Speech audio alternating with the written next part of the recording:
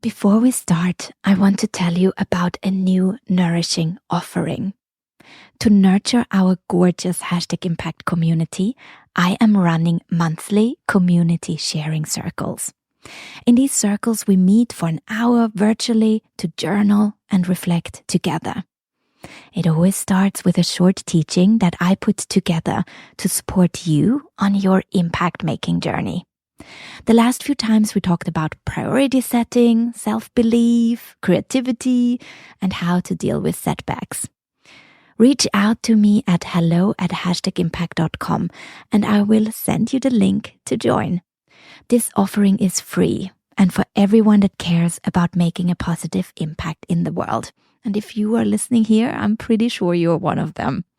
You might also be surprised bumping in some of our former guests and hosts, and it's just this lovely, lovely, nourishing place that I just want to share with you. Just send me an email to hello@impact.com. Let me know from where in the world you'll join us, and I will put you on the invitation list. I can't wait to see you there.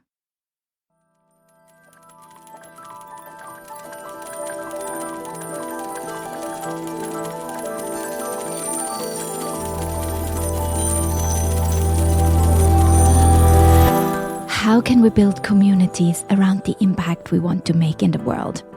How do we get people engaged and excited to support our missions when everyone is so busy already? How do we get others to care? This season will bring you people that decide to look closer. They look where others have turned away. They are building communities to make a positive impact. I am Regina Larco, and this is #Impact, a podcast about stuff that matters.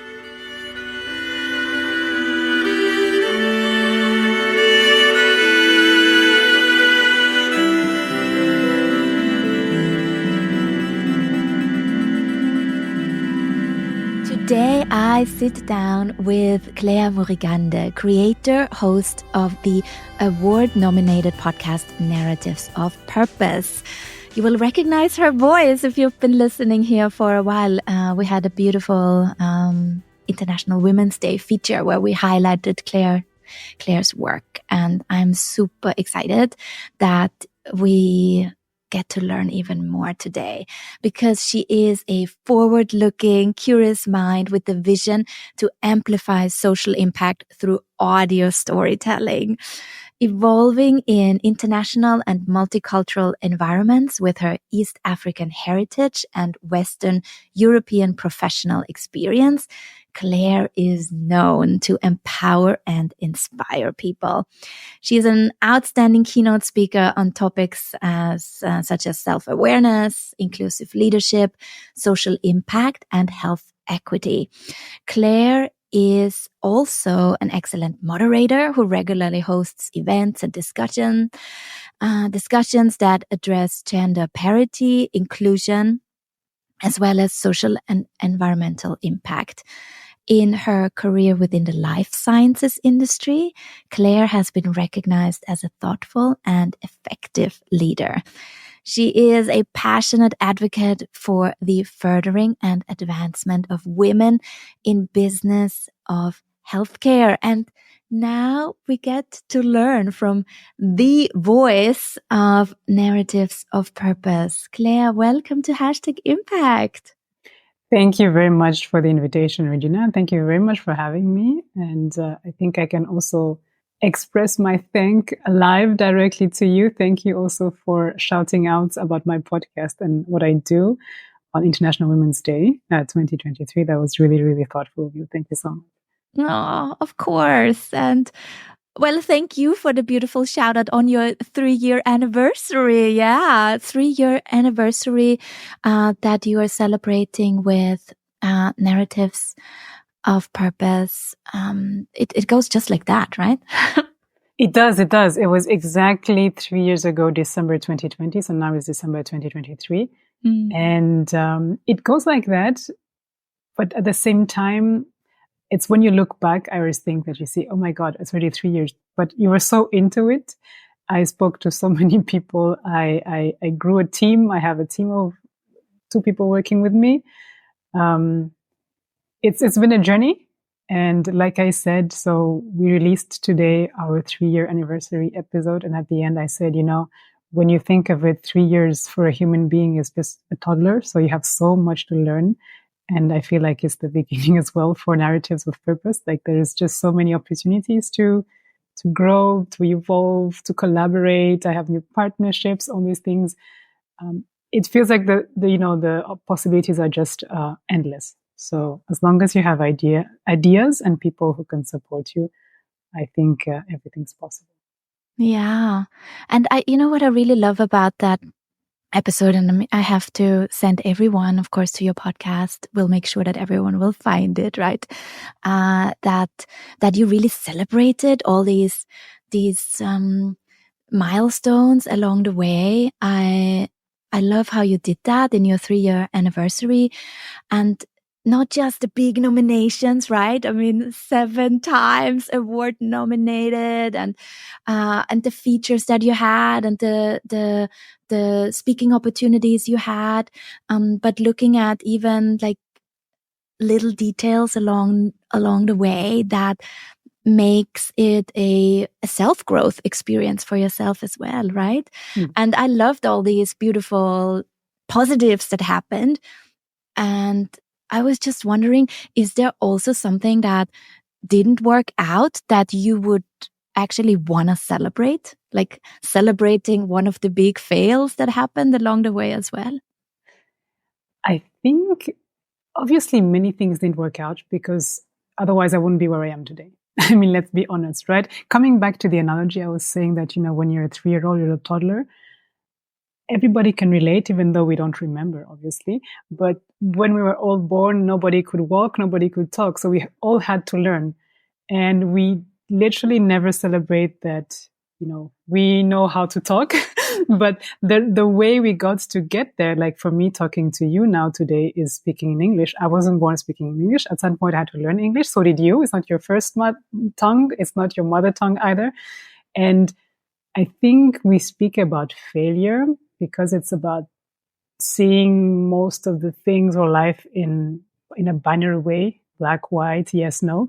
But in fact, I think it should be about learning. And I think this is something everybody has heard all over the place. You learn from failures, but it's just the process. Obviously, we're always happy to celebrate the wins because this is something we're very excited about and want to share. Like you were saying, the nominations, the features, whatever. The feedback from the listeners, the feedback from the guests, but so many things along the way to be where I am today is like, I could say many people I reached out to, they didn't all accept to be on the podcast, but those who did, then I would celebrate them because I can share their stories. But in order to have maybe someone, I had to have other people say no, so this is something I also need to mention. Maybe in order to have someone on the team who can take care of doing audio and making sure everything's fine, I had to test on my own. And the first episodes, well, the sound, I think, are not that good. But, if you go beyond that, then people will say, yeah, maybe the sound is not good. But as long as the content is there and you can catch people's ears and have their attention, then that's fine. But for me, it's like, everything was a learning and a failure, if you want to call it. So until I get here, and maybe in 1 year, if we speak, or 2 years, or 5, just like you're going to celebrate almost 8 years, right? We were just talking before recording. Then, maybe I'll say, oh, well, when I spoke to you at that time, then this wasn't fine or this wasn't great because now I found a way to make it better. So I think there's so many things I could say that didn't really work out. But something I would probably highlight right now is like people who say no or never replied to my, to my request to be on the podcast, when I thought they were interesting people who could share interesting topics. And in return, I had to reach out to other people and then they were on the show. So, yeah. And what I really enjoy when I'm listening to your podcast is that there is like so much heart and care and attention and intention in all the conversations that you are leading. And going back to your why, and another episode I really recommend everyone to listen to when one of your guests interviewed you on your second year anniversary, right? I'm going to link that all in the show notes so that people can discover for themselves. It's just, as I heard you share why you started, it reminded me a lot about why I started. And I did funnily enough, I did the same thing. I had it was actually not one of my guests, but it was just an acquaintance I had, and a fellow impact maker in Hong Kong, that at the end of my first season, I said, like, we should actually talk about why I'm doing this. And maybe we should talk about that. And, it's so funny when I don't know if I can send you that episode later as well, that I did, like, I don't know, 8 years ago. Sure. It's like, I feel like we are like soul sisters in the vision that we have, that we want to amplify these voices that we feel are not heard enough, right? And yeah, where do you think that comes from? Like, I always try to explore, why am I the way I am? Like, why am I doing, not just why am I doing this podcast, but why am I even driven by particular this topic, the voices of people and getting them heard? I think there's, I would say the very simple answer. This is actually something that one of my guests said recently. And she was saying, what you hear in the news is always bad news, is always like doom and gloom. But then if you look at things carefully, you see people who are working towards improving situations that don't work for everyone, right? Making the world more inclusive, and we all speak about making the world a better place. But honestly, I don't like that saying because it means that we are in a very, very bad place. I mean, it is what it is, right? Things can be improved, things can be changed. And I believe that you can do it at your level as well. It doesn't have to be like grand schemes or whatever, make something absolutely amazing, but impact can be even like in your neighborhood, in your family, in your home, whatever. And just to know that people are actually doing that is the reason why I started. And the context was obviously in the pandemic, because now 3 years, 2023 was 2020. And again, that's the feeling I had. It's like, it's only bad news everywhere. And it's like, it feels like it's going to be not the end of the world, but like you can't find a solution, basically. When you constantly hear bad news, you kind of also give up hope, And I thought, wait a minute, but this is not true. I mean, it is true that some things are not going on well, but I also know people who are doing amazing things. I'm following people who are doing great things, whatever scale that is. And I thought, maybe I should put those stories out there in whichever form possible. So in the beginning, I thought of writing something. And then at some point I was like, no, actually it's better that people hear it from the voices of the change makers themselves. And that's how the whole idea of a podcast came up. Because I mean, for me, audio is like, I can't live without audio. So I listen to radio every day. I listen to so many podcasts. I can't even tell you how many I have on my list right now. And I was like, oh, why not try this medium? And, being on the other end as a listener, as a consumer, maybe I can go now into the industry. And that's where I found out it's actually an industry. I had no idea. and create something on my own, create a platform. It started as a project. And the more I saw there was momentum and interest, I say, okay, maybe this is something really dive deep into and try to see how I can grow it. And again, it comes back to what you're doing on this season, like building community, because I also believe that once you put yourself out there and you put some intentions or something, you attract the right people. Or at least if you're open enough to notice all these, interactions, then you get drawn to these networks, community, like-minded, whatever you want to call it. And that's how it also grew, right? When I was speaking about celebrating partnerships and everything, because I think everybody is so creative that you always find ideas to reach whatever you want to reach.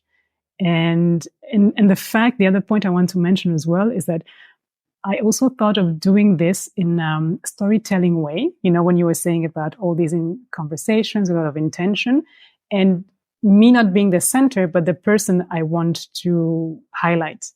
And that means I need to ask the questions and I need to let them speak. And why is that? Because I came from the listener side, as a consumer, so to speak, where I believe that when you listen to someone talk about their journey and their story, you can relate to them way much more than if someone tells you about what they are doing, right? And that has been my absolute, like, the core of this podcast and all this platform that I'm creating is I'm thinking about the person who is listening and how they can relate to the topic I want to make, put out there, create awareness, however you want to call it. Because if they hear from, let's say I'm speaking to you and my podcast is all about creating podcasts, because I know you also support people to do that, then I will have specific sets of questions just to make sure that, you can say what is important for the person who's going to listen and say, oh, wait a minute. If Regina said that, and she gave this example of this podcaster, maybe I can try it. Maybe I can do it because whatever reason, I have a friend who works in TV, or, I bought this mic from my niece the other day and actually I can start recording on something, you see? So I think that's really for me the core of, why these conversations are important, in the sense that, when you listen to someone, you can connect to them. Just like you said, you listen to my interview of why I started and say, oh, I feel connected to Claire. Whereas maybe if you had read about why I did it, you wouldn't have felt that same way. And that's why I think audio is super, super powerful. And I'm really glad that I jumped into podcasting.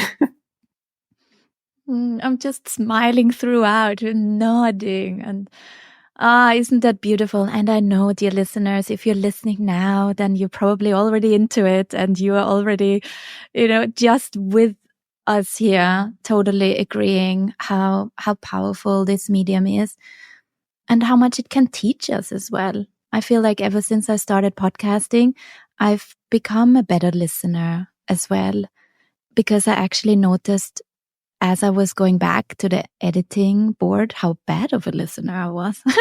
I was like, I'm really good at listening. And then I'm listening to the conversation and all of a sudden I actually hear that there is something in the voice. I'm so fascinated by voices that wasn't said, or that was where your voice lit up. And annoyingly, now that I'm in the moment with you, I don't really fully hear it. You know what I mean? Like, because there's too many impressions and my brain is working, because now as I'm looking at you, I'm not really only listening.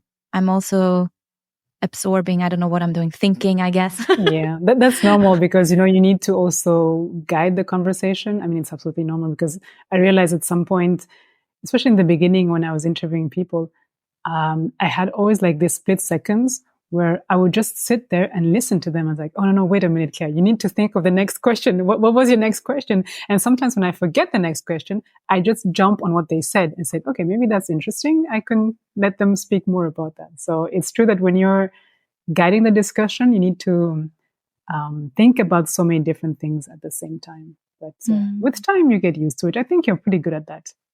Oh, thank you. I've had a lot of practice now, but the fascinating thing is, the more we do it, we get even better at it. So I already know in a couple of years, I will look back to this conversation and I will say, okay, I've grown even more, right? But if I'm looking back now to my very first recording, of course, I mean, there's so much growth there. And as you are talking about, as you're building this community around your podcast as well, and attracting people that are resonating with what you're bringing to the world, how does that fit in or sit with you when it comes to a term that I have often seen being brought up now by my guests over the last few episodes? Is that sense of belonging? I think for me personally, this might sound, at least I haven't heard that a lot, because for many people, it's like they need to find where they belong. And I suppose that probably means as well where you're recognized, because when you belong, I think you're being recognized and you're being accepted for who you are, and you feel in a safe environment, right? If I could put it in simple words. For me, being a third culture kid, I think it's absolutely amazing. And I always had this in the sense that I feel comfortable, super comfortable, not belonging in a single place. I think it's very particular. It's very specific to me, I suppose. Maybe some other people feel like that. I mean, if your listeners know, maybe they should reach out and share their own experience. For me, though, it's just great because you can literally navigate between cultures, like you were saying, maybe between countries. So before we started recording, you mentioned that you had moved with your family in Asia, but you also live in different countries in Europe. So you have also been acquainted to different environments and different cultures, right? I think for me, growing up, having the African roots or East African roots, to be specific, because Africa is quite big, and having lived in Switzerland, having traveled a bit around, I think it's absolutely amazing to be able to move and navigate within these different contexts. And for me, that's the sense of belonging. I define it differently in the sense that I can create my own environment where I want, because like in Switzerland, I can be in the German speaking part and I feel absolutely comfortable because I can speak the language. And I attribute that to the fact that I can speak the language of the context of the environment where I am. And that's where I feel comfortable. And therefore, I think I belong, at least for me. So that's fine. Whether other people think I belong or not, that's not my issue, right? But the thing is, being a polyculture kid, for me, I think it's so enriching because you have this different perception. You are able to navigate. You have this sense of diversity. And for me, it's an absolute asset. That's how I see it.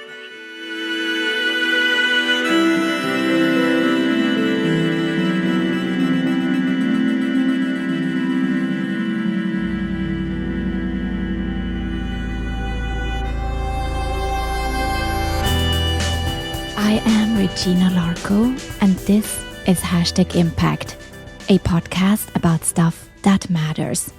Today, in conversation with Claire Murigande. Tell me more about that asset and how maybe if someone listening right now still maybe questioning how to leverage their own, their own power, right? And their own upbringing and their own roots and their own experiences as well, as they are looking into making that social impact and that social change. I think it would be great if I had the the magic sauce to that. The magic, like tell you, okay, you do like this, ABC. Well, no, you don't. You have to learn by doing. At least that's how I do it. You have to learn by doing, you have to test, and you have to put yourself out there and see what comes, like we were saying before, and see who you attract. I know that because I'm based here in Switzerland, I've been able to, I don't know if I can say build a community, or at least be part of networks, like-minded people, so to speak. And that's because, again, I had this idea and I thought, okay, let me see who is doing what, or let me just put that out there and see how it resonates. Let me reach out to specific people who I think are doing great things within the impact or social impact environment. And so one example maybe I can give. So one of my very early episodes was with two founders who were basically a part of a larger co-founder group. And they have this entrepreneurial, how can I call it? Is it an accelerator or startup sort of structure to help basically people who are with a migrant or refugee background who have difficulties finding work in Switzerland, but who have an idea to start like a startup, right, or a company. And they basically have this infrastructure in place. So you go through a different, program for several months. And just the fact that I invited them to speak, because I thought, oh, this is exactly what I'm looking for, right? You know, when it's time to vote every now and then, people bring up, like certain parties bring up again, like immigration as a bad thing and all these things. But then if I come back to what I was saying before, that seeing the world is doom and gloom, but wait a minute, this organization is doing something and it's impactful. Why is it impactful? Because many people after this program, they actually start running their own startups, right?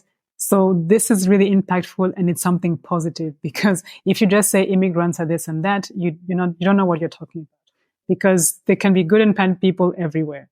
But then if there's something in place to help people. So once I got to have them on the show and they spoke about that, so I kind of basically entered as well a community or network, right?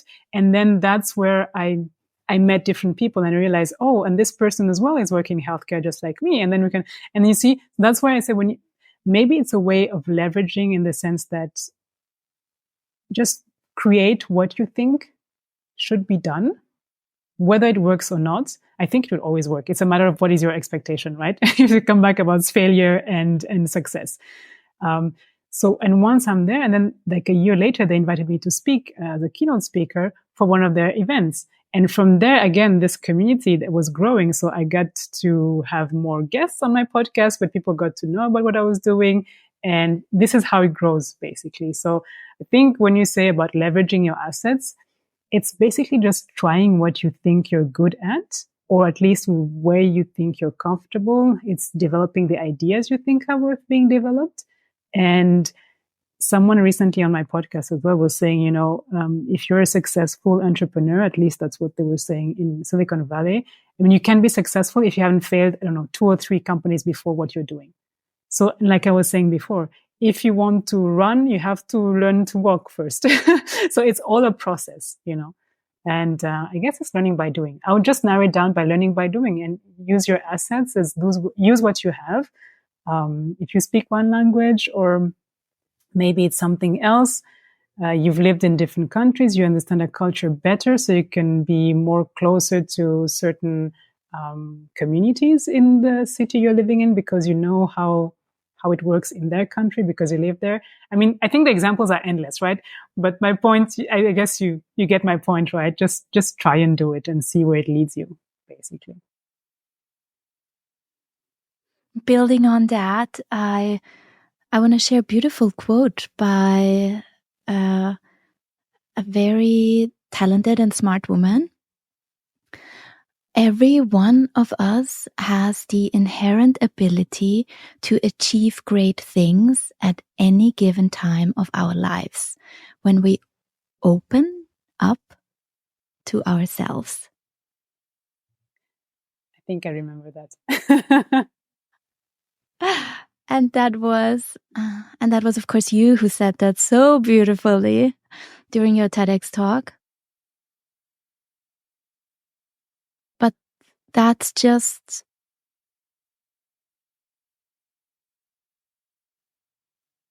I guess that's a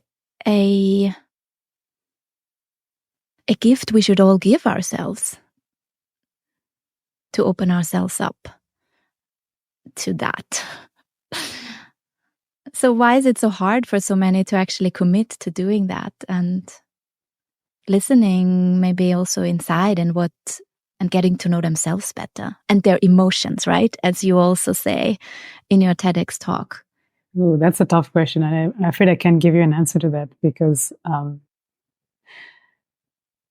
am not a social psychological scientist. I don't even know how to call that. Like I said before, it's just a matter of trial and error, or just testing things and see what works. Someone asked me recently on an interview, excuse me, about, podcasting and how, because they had this series of interviewing different independent podcasters, and they tried to understand how are transferable skills, right? Because many people who are venturing into that, just like me, basically didn't start with that.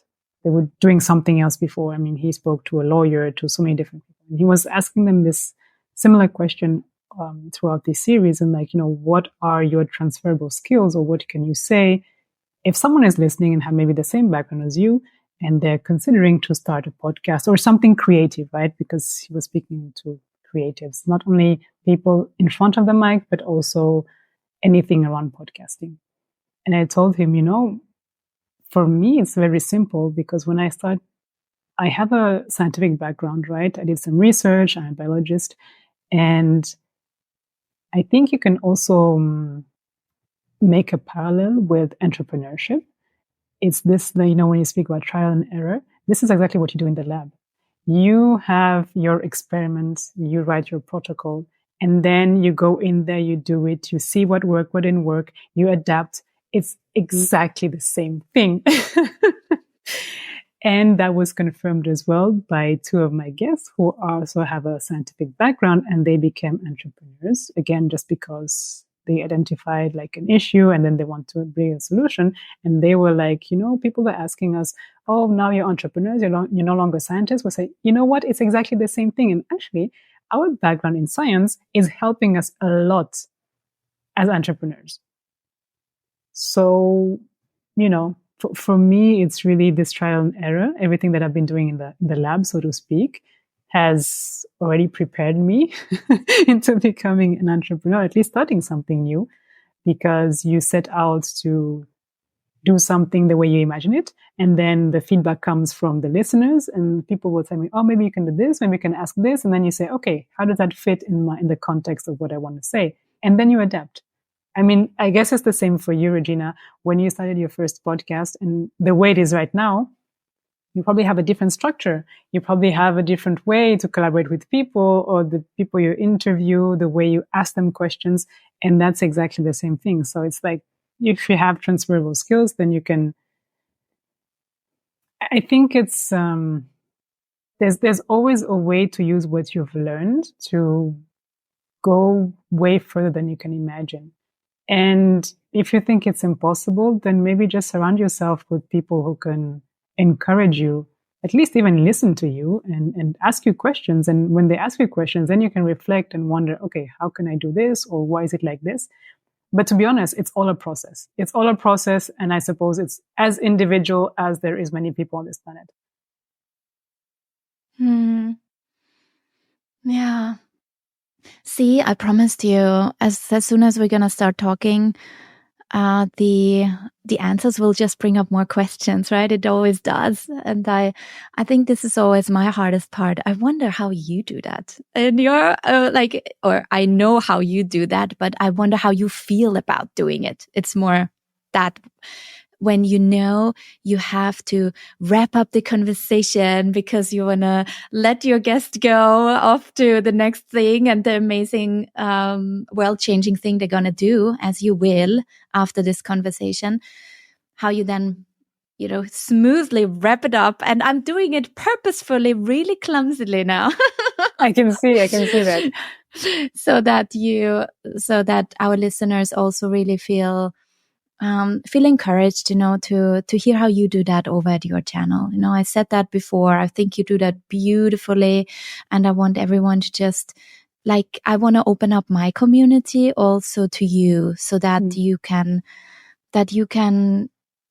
find even new touch points and connections, because I know what you are doing on that channel over at Narratives of Purpose is just at heart so very relatable to all the people that love #impact. You cannot not love Claire and what she's doing. It's just impossible, because it feels very aligned with the mission that we have here on our channels.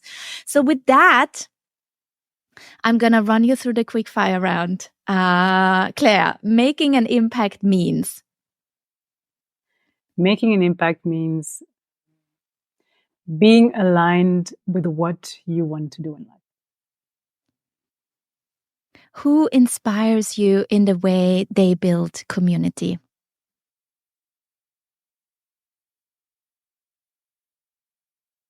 If we narrow it down to podcasting, I would say the way you've done it so far. Oh, thank you, Claire. Means a lot to me. And, oh God, I don't even dare ask you that question because you mentioned earlier, you think that's actually really not the right way to look at it, but I'm going to ask it anyway.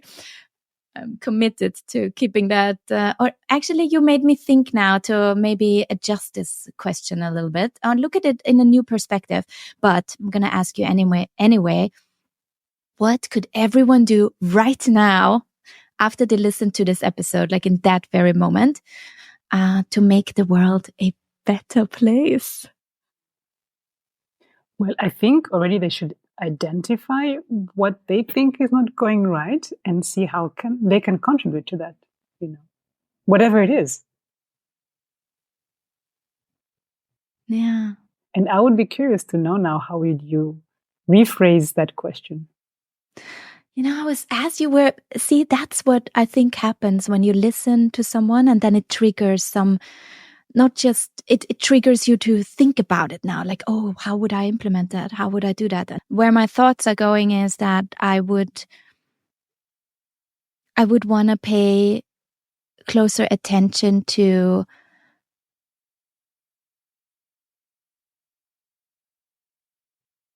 honoring that our world is a beautiful world, and that there are many amazing things that we could just pay more attention to, and maybe even turn it around and going more to the listeners and saying what you said, like those talents that they have, like what's something within yourself that you would want to explore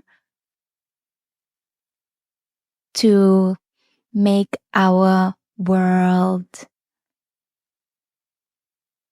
to make your world richer or brighter or more meaningful. Yeah. I think it's how would you say it? Yeah, no, you're absolutely right. It would be about, making it even more beautiful or more, because I think it's exactly when you say like having or seeing the glass half full or half empty. It's the same thing, but you see it from different angles. So I'm a strong believer that the words you use are also powerful. And if you take the time to use them with more intention, then maybe you can actually, already change the perception. And when you change the perception, you're already starting from a different point of view. And that makes a difference, at least in my opinion. I love that. What could everyone do right now to make the world an even better place? You see? You got it. You see? I got it. Thanks to your help, and I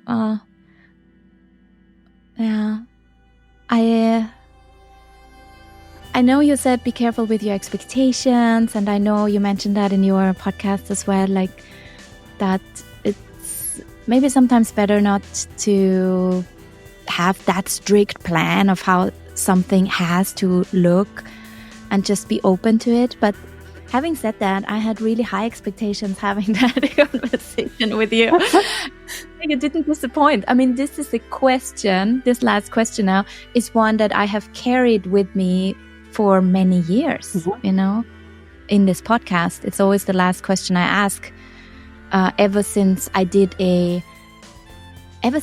like a New Year's special in 2018, and then I asked a bunch of my former guests this question, and I did a little snippet and putting it together, and people really enjoyed it. And so I held on to that question as if it's like the, it was like the North Star of my podcast, right?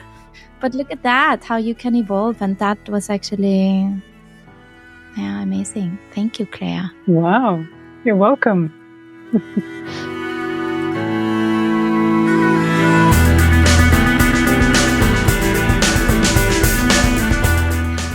Thank you so much for joining us today. I'd love to see you at one of our next community calls. If you're lucky, you might just bump into Claire there as well.